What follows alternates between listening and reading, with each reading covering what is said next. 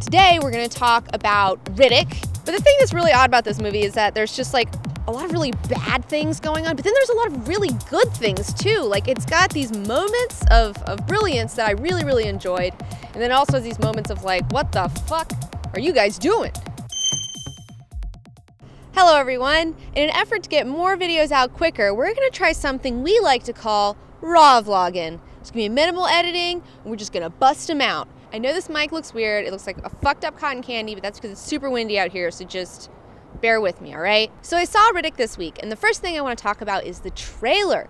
I just watched the restricted trailer because I need to remind myself of everything that went on in the film, and man, it pretty much showed the entire film. That was like a really bad trailer because it showed like all the best parts. I'm really glad that I did not see that trailer before I saw the movie. And I also really enjoyed the Riddick movies. I really liked Pitch Black a whole lot. Chronicles of Riddick, everyone bags on, but I mean, I kind of was expecting it to be kind of retarded, and it was, and it was just kind of exactly what I expected it to be, so I wasn't offended by it in any way, shape, or form. I understand that this time around they wanted to tone it back down to more of a pitch black vibe, and in doing so they ended up making it just pitch black in the very like last 20-30 minutes of the movie, which, I don't know. I mean, one thing I can say about Riddick is that it is a movie that does not know what it wants to be, okay? It like keeps like genre switching, it keeps switching like audiences. It doesn't commit to anything or anyone, okay, which is kind of interesting in a way, but still ends up making it a bit more confusing and more of a mess overall. The same thing goes with the characters. There's a lot of really great concepts going on with the characters, but they just never really commit to them and develop the characters, which is disappointing. So let's talk about a few things that I liked in the film. Spoilers, one of the things that I really enjoyed was the scene with the exploding lock.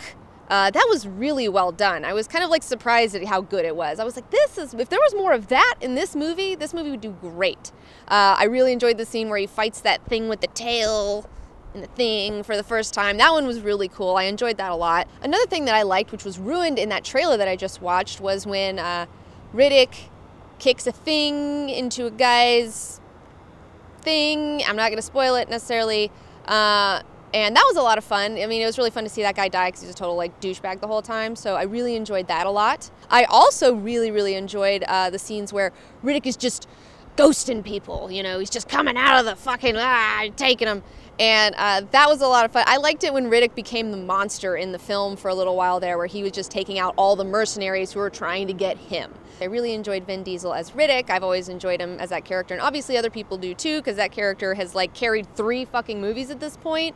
But then again, it's like this movie like isn't about anything. Like Riddick never develops any further, which I find truly disappointing because I do enjoy his character. And like in Chronicles of Riddick, he goes to become like the fucking king of the necromongers, and in this one he's just like, oh, he just kind of escapes the planet.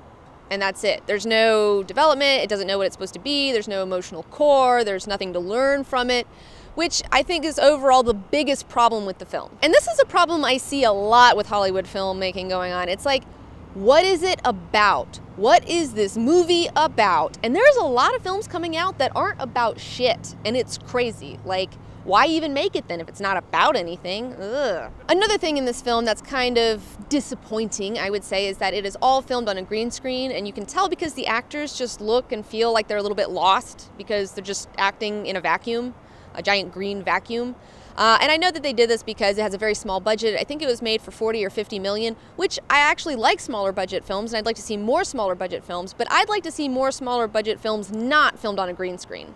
And there's a lot of times where the graphics do devolve into like video game looking things. There's a lot of bad CGI going on. I mean, there's some decent stuff too, but there's some bad shit as well. Another thing that's really bizarre in this movie is when Riddick gets a cartoon dog. So they do a boy and his dog thing with Riddick. And I guess they're trying to do it to make him more likable or to soften his character. But then they go and like make him a stone cold killer all the time. It's like, what are you trying to do with this character? There's all these goofy scenes with him and the dog. The thing like at the end where the dog has been shot and he's dying and they just hold on this shot of the dog dying. Like anyone cares about this fucking stupid cartoon dog.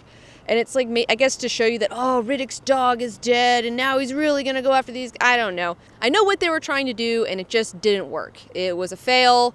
I'm not against him having a dog. I'm against him having a fucking silly cartoon dog. Like, I wouldn't mind if he had some badass, like, realistic hound or some shit that's like, but this dog was like listening to him sentences and like bringing him stuff that like he asked for that was like, no dog would know that. That's, what is it, Scooby-Doo? Like, get out of here. And I would have to say my biggest what the fuck Riddick moment in the whole movie, I guess it's not a moment, but it's just like the sexism towards Katie Sackhoff's character doll is like, I can see that being offensive to chicks. Like, I get it, whatever, I know it's a dude's movie, blah, blah, blah. And I get that they're like mercenary characters and they're supposed to be sleazy, but it's like every dude makes some fucking comment about her fucking hole, okay? Her name is Doll in it.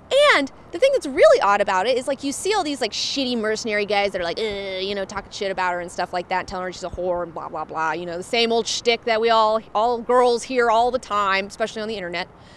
And you think Riddick's gonna like be the good guy and like court her or something. And you think that Riddick's gonna like come along and like kind of be a gentleman about it and like show up these dickheads. And then even he's like, I'm gonna be balls deep in you and you're gonna ask me for it. It's like, man, even Riddick's talking about this bitch's hole like that? Like, that sucks. That's kind of sucky. I don't know. And then the thing that kills me is like, she's like, says that she is a lesbian earlier.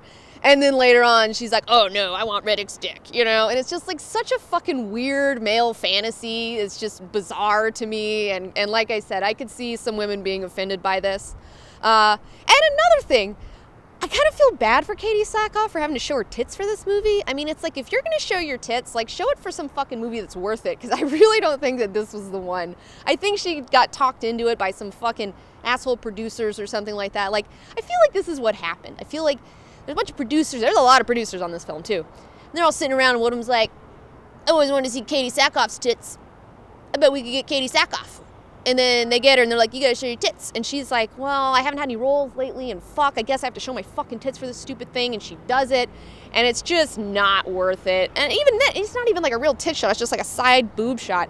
I don't know. It's just kind of embarrassing for her, in my opinion. I feel bad for her. Riddick even makes a comment later where he's like, oh, I like your pink toenail polish. It matches your pink nipples, you know? And it's like, come on, man. It's like, oh, I was peeping on you, Katie Sackhoff. I saw your boobies and you didn't want me to, but I did and I saw them. What a guy. I would totally fuck that guy later. And it's like the most surprising thing is after all this bullshit, she actually does lay him. It's implied, you don't see anything, but it's like, come on, man. Really? So I guess the moral of this story is that if you're a super badass like Riddick and you kill a bunch of fools and stuff, you can have any chick, even if she's a lesbian. You can just bang any chick. Doesn't matter. So yeah, when I left the theater, I was like, that movie's like really weird, but almost in a likable way, but not in a way to where I could like recommend it to people, but I did enjoy it on some level. It's just weird. It's a weird movie. So overall, I really can't give Riddick a great grade or anything like that. It wasn't the most, I don't know, it was not an amazing film by any stretch of the imagination, but what I will say is that it was entirely watchable. It's definitely a renter or something to watch when it's like on instant whatever, you know, don't go out and see it in the theaters. But it was interesting in a lot of ways, mainly because it felt like there were like 3 movies smushed together and it was kind of confusing and it seemed like a little bit of a mess, which I kind of am interested in. So I kind of like messes in a way. This movie feels like there's one really like solid writer who's like smart and knows what he's doing, and then he's just buried under like 5 other idiots and like a misogynist. So that's it. That's all I have to say about Riddick. And more raw vlogging will be coming soon. Let us know how you feel about it. If you like it, give us a thumbs up. And if you hate it, well, fuck you. We're gonna do it anyways. BT dubs. I just went and saw The World's End, and it was fantastic. Best movie I've seen all year. Oh my God. Go and see it before it's out of theaters because it'll probably be gone another 2 days. And I can't really talk about it, like the ins and outs, because I don't want to give it away because it's such an amazing story. And if you don't like this movie, then there's something wrong with you, okay? Go and see it.